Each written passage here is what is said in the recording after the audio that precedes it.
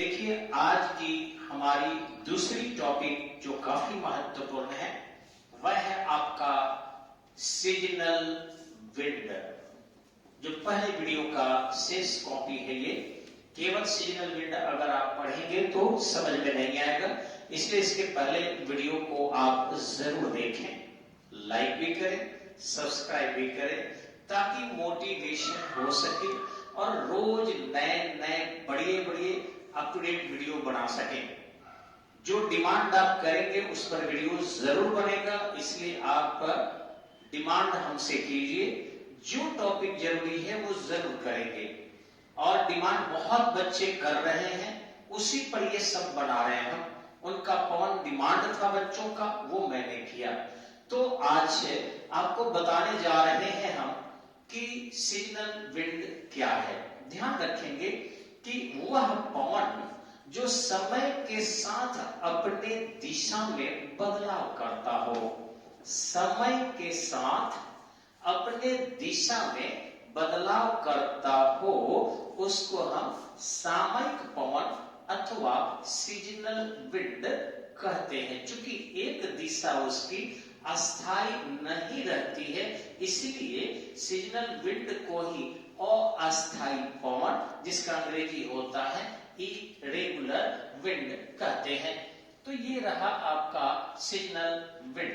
अब देखिए इसमें होता क्या है, समझने के लिए आपको सबसे पहले इनके प्रकार को थोड़ा हम देख लेते हैं।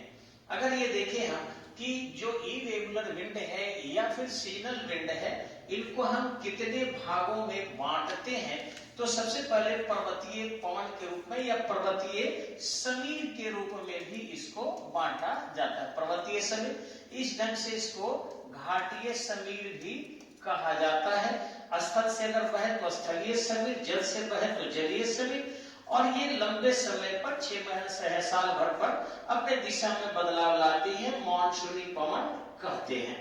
अब यहाँ देखेंगे आप कि ये दो उदाहरण स्पष्टतः दिखाई पड़ रहा है इस चित्र पर, यानी स्थलीय समीर का और जलीय समीर का। ध्यान रखेंगे कि इधर से भी ये पवन जा रही है, इधर से भी ये पवन आपको बहाव कर रही है। ये आपके पूरे के पूरे बंगाल की खाड़ी की दशा है और ये अरब सागर की दशा है। तो इधर से इनमें जो है थोड़ी सी बदलाव होते हैं, लेकिन इसके लिए थोड़ा सा हमें अपने से एक मैप बनाकर आपके पास आना होगा, जिससे आप आसानी से समझ सकते हैं। अब आसानी से इसको समझने के लिए हम जो है आते हैं आपको हाथ से बनाए हुए मैप की ओर, जिससे आप इसे देख सके और फिर बढ़िया से समझ सके। तो यदि हम यहाँ पर एक पृथ्वी बना रहे हैं, ठीक है, और इस पृथ्वी के अंदर यदि हम विषुवत रेखा ऐसे बना रहे हैं, ठीक इसी ढंग से ये आपका मकर रेखा है। दक्षिणी गोलार्ध में जो है पानी ज्यादा रहती है, इसलिए मगर और घड़िया रहता है। ये आपका उपध्रुवीय वृत्त है। ठीक इसी ढंग से उत्तरी गोलार्ध में 23.5 डिग्री पर ये कर्क रेखा हो गया, और ठीक इसी ढंग से आपका उपध्रुवीय वृत्त हो गया। ये हो गया आपको 90 डिग्री, जिसको हम लोग नॉर्थ पोल कहते हैं, और यहाँ पर आपका 90 डिग्री जो आपका साउथ पोल है। ये आपका 66.5 डिग्री पृथ्वी का है, ये 23.5 डिग्री है, जिसको हम लोग मकर रेखा कहते हैं। ये हो गया आपको पृथ्वी का मकर रेखा। ये 0 डिग्री है आपका, जिसको आप विषुवत रेखा कहते हैं। ठीक है, विषुवत रेखा।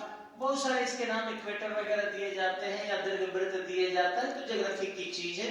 ये हो गया आपको कर्क रेखा, जो ठीक इसी ढंग से 23.5 डिग्री पर है। ठीक इसी ढंग से ये 66.5 डिग्री पर उत्तरी गोलार्ध का उपध्रुवीय वृत्त हो गया। अब देखिए इसमें समझना क्या है हमको, इस मैप से क्या लेना देना है। तो एक छोटा सा एग्जाम्पल हम लोग लेकर चल रहे हैं भारत का। ये मान लीजिए आपका भारत हुआ, और इस ढंग से अगर हम भारत को बनाते हैं, ठीक है, तो ये बंगाल की खाड़ी हो जाता है, और बंगाल की खाड़ी में आपको पूरे के पूरे ये पानी हो जाते हैं। ठीक इसी ढंग से अरब सागर में ये पानी हो जाता है। अब सूर्य की ये पूरे पृथ्वी पर हर जगह अलग अलग होता है। यदि सूर्य को देखेंगे तो आभासी उत्तरायण दक्षिणायन। दूसरा कि पृथ्वी जो है आपको घूर्णन करती है, तो कभी रात कभी दिन, तो इस ढंग से सूर्य से ऊर्जा मिलने में भी परिवर्तन होता है। दिन होगा तो सूर्य के ताप ज्यादा मिलेंगे, रात होगा तो नहीं मिलेगा। अब आपके न्यूटन के शीतलन नियम फिजिक्स में पढ़े होंगे आप। न्यूटन के शीतलन नियम में है कि जो पदार्थ जितना जल्दी गर्म होता है वह पदार्थ उतना ही जल्दी ठंडा भी होता है। तो चूंकि स्थल खंड जो ये है ये बहुत जल्द गर्म होता है, ये स्थल खंड क्या होगा, बहुत जल्द गर्म होगा, और जल खंड जो है आपका यह देर से गर्म होगा। तो स्थल खंड जल्दी गर्म हो गया तो वायु उसके संपर्क में जो आएगी वो जल्दी गर्म हो जाएगी। और जब जल्दी गर्म होगी तो वैसी स्थिति में गर्म होकर वायु हल्की होकर ऊपर उठेगी। अब जब वायु हल्की होकर गर्म होकर ऊपर उठेगी तो इस खाली स्थान को, चूंकि ये लो प्रेशर एरिया हो गया, यहाँ इस खाली स्थान को भरने के लिए आपको इन समुद्री क्षेत्रों से जल वायु क्या होगा, बहने लगेगी। तो ये सूर्य के उगने के समय है, यानी कि दिन के समय में, समझिएगा थोड़ा सा, दिन के समय में, यानी दिन का जब समय होगा तो वैसी स्थिति में स्थल खंड सूर्य के ताप अधिक प्राप्त करके और जल्दी गर्म हो जाता है। पानी जो है वो जल्दी गर्म नहीं होता है, ऊपरी भाग गर्म भी हुआ तो इवेपोरेट होकर उड़ गया, संपूर्ण सतह आंतरिक भाग उसका गर्म उतने जल्दी नहीं हो पाता है। ऐसे भी पता होगा फिजिक्स के सिद्धांत कि प्रकृति के जितने भी पदार्थ अभी तक ज्ञात है सबसे ज्यादा उष्माधारिता जल की होती है। प्रकृति के जितने भी पदार्थ है सबसे ज्यादा उष्माधारिता जल की होती है, यानी कि 1 कैलोरी प्रति ग्राम। अब आपको यह भी पता होगा कि जिसकी उष्माधारिता जितना ही ज्यादा होगी वह उतना ही धीरे धीरे ठंडा होगा, और जिसकी उष्माधारिता जितनी कम होगी वह उतना ही जल्दी ठंडा होगा, उतना ही जल्दी गर्म होगा। तो न्यूटन के शीतलन नियम यहाँ पर अगर हम देखें तो ये जल्दी गर्म हो गया और इसके संपर्क में आने वाली वायु गर्म होकर ऊपर उठ गई। तो उठ गई तो फिर दिन के समय में समुद्री क्षेत्र से इस खाली स्थान को भरने के लिए पवन चलने लगी, जिसको हम लोग क्या कहेंगे, जलीय समीर कहेंगे। यानी कि दिन के समय में जलीय समीर बहाव करती है जल के तरफ से स्थल खंड की ओर, लेकिन रात्रि में यही बदल जाता है। रात्रि के समय में जो गर्म जितना जल्दी हुआ था दिन में, वो रात के समय में उतना ही जल्दी ठंडा होगा। अब ठंडा होगा तो यहाँ पर क्या हो जाएंगे, हाई प्रेशर की स्थिति हो जाएगी, और इस जल क्षेत्र में क्या हो जाएगा, लो प्रेशर की क्षेत्र हो जाएगा। क्योंकि वो देर से गर्म हुआ है तो देर से ठंडा होगा, तो उसके संपर्क में आने वाली वायु क्या होगी, गर्म होकर ऊपर उठेगी।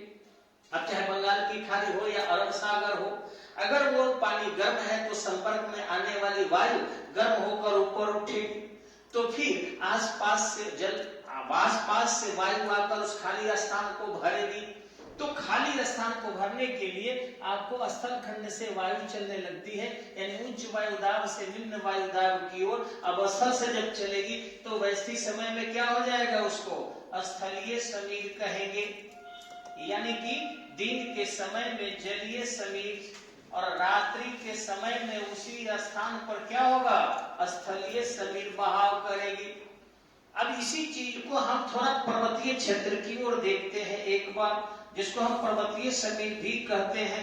तो इसको समझने के लिए थोड़ा सा हम बोर्ड के कलर को हल्का सा चेंज करना चाहते हैं ताकि स्पष्ट दिखाई पड़े। हाँ, देखिए आप कि यदि हम पहाड़ एक बनाते हैं, ये पहाड़ हो गया आपको, मान लीजिए बना लिए आपने। अब होता क्या है कि यहाँ पर आप हल्का सा सूर्य बना लीजिए और इस सूर्य के रोशनी इस पर पड़ रहे हैं। अब ध्यान रखेंगे सबसे पहले पहाड़ के चोटियों पर सूर्य की रोशनी पड़ेगा, और सूर्य की रोशनी जब यहाँ इन सब क्षेत्रों में पड़ेगा तो यहाँ की स्थितियां क्या हो जाएगी, यानी कि जल्दी गर्म होगा। अब जब चोटियां ज्यादा जल्दी गर्म हो जाएगी तो यहाँ पर लो प्रेशर हो जाएगा, ये दिन के समय की बात मैं कह रहा हूं। तो लो प्रेशर हो जाएगा तो जो ये नीचे घाटियां हैं, इन घाटियों से क्या होगी, यहाँ हाई प्रेशर एरिया रहेगा, इन घाटियों से हवाएं चलकर और इस स्थान को भरने लगेगी। तो घाटियों से जब हवा चलकर भरने लगेगी तो इसको हम लोग क्या कहेंगे, घाटीय समीर कहेंगे। तो इस ढंग से ये घाटीय समीर हो गए। लेकिन दिन के समय में, रात्रि के समय में फिर क्या होगा, स्थिति यहाँ बदल जाएगी और यहाँ जल्दी ही ठंडा की स्थिति उत्पन्न हो जाएगा रात्रि में। अब ठंडा हो गया, चोटियां, चूंकि आपने अभी सुना है थोड़ी देर पहले कि न्यूटन के शीतलन नियम है कि जो जितना जल्दी गर्म होता है उतना ही जल्दी ठंडा होता है। तो चोटियां जल्दी गर्म हुई तो जल्दी ठंडी भी हो जाएगी। अब इसके संपर्क में आने वाली हवा क्या हो जाएगी, भारी हो जाएगी, यानी यहाँ हाई प्रेशर की स्थिति हो जाएगा। क्योंकि नीचे जो है यहाँ अगर हम घाटियों को मान ले तो यहाँ लो प्रेशर सापेक्ष हो जाएगी। तो यहाँ से हवा ऊपर की ओर उठने लगेगी। अब जब हवा ऊपर की ओर गर्म होए और ऊपर की ओर उठेगी तो वैसी स्थिति में ठंडी होकर यहाँ से हवाएं नीचे की ओर उतरेगी। अब चूंकि पर्वत चोटियों से हवा नीचे की ओर उतरेगी तो इसको हम लोग क्या कहेंगे, पर्वतीय समीर कहेंगे। पर्वतीय समीर यानी रात्रि में पर्वतीय समीर। अब सिंपल एक समझ लेना है जिससे आप रट सकते हैं कि कभी भी दिन के समय में नीचे से हवा ऊपर की ओर, यानी महासागर से स्थल की ओर, घाटी से पहाड़ की ओर, तो इस ढंग से दिन के समय में नीचे से ऊपर की ओर बस एक कॉन्सेप्ट है। तो पानी नीचे रहेला, जमीन ऊपर रहेला, लेके है तो चल गए। इसी ढंग से पर्वत में भी देखी, ओहू में होला कि घाटी नीचे रहेला, पहाड़ ऊपर रहेला, तो नीचे से ऊपर चल गए। यानी दिन के समय में जलीय समीर चाहे घाटीय समीर, रात के समय में ऊपर से नीचे ठंडा होकर उतर तो पर्वतीय समीर या स्थलीय समीर। आसानी से रट ले हम लोग। तो हमको लग रहा है कि आप समझ गए होंगे। और बाकी रहा आपके मानसूनी का, तो मानसूनी में है कि सूर्य की आभासी होने से उत्तरायण आपको इस दिशा से यानी कि दक्षिण पश्चिम दिशा से बहती है। और यदि सूर्य आभासी दक्षिणायन हो जाएगा तो उत्तर पूर्व दिशा से बहेगी। यानी जिधर सूरज उत्तर की तरफ जा रहा है तो दक्षिण पश्चिम से उत्तर की ओर हवा, और सूर्य दक्षिण आ रहा है तो उत्तर पूर्व से दक्षिण पश्चिम की ओर हवा। यानी सूरज जेने जाता वो नहीं मानसून जाला। सूरज उत्तर चल गए तो उत्तर तरफ बही, यानी दक्षिण पश्चिम से उत्तर जाई, और सूरज अगर दक्षिण चल गए तो उत्तर पूर्व से आई। तो इस ढंग से सूरज के आभासी उत्तरायण, सूरज ना उत्तर जाला ना दक्षिण जाला, पृथ्वी बल्कि क्या होती है, उत्तर दक्षिण अपने मार्ग के घुमाव के पथ होने के कारण होती है। तो यही कारण है कि सूर्य को हम लोग आभासी कहते हैं, उत्तरायण एवं दक्षिणायन। तो वैसी स्थिति में सूर्य अगर दक्षिण होगा तो उत्तर पूर्व से, या सूर्य अगर उत्तर होगा तो दक्षिण पश्चिम से। यानी कि समय के अनुसार इसमें भी बदलाव आता है। अतः मानसूनी पवन भी सामयिक पवन कही जाएगी। और तीसरे वीडियो में अब आप देखेंगे लोकल विंड कौन कौन सी है। लेकिन इसको सब्सक्राइब करके मुझे मोटिवेट कीजिए और फिर लिखिए किस पर आपको वीडियो चाहिए। अभी तक 4-5 डिमांड बच्चों ने की और सब पर मैंने बना कर दिया। तो धन्यवाद। जय हिंद।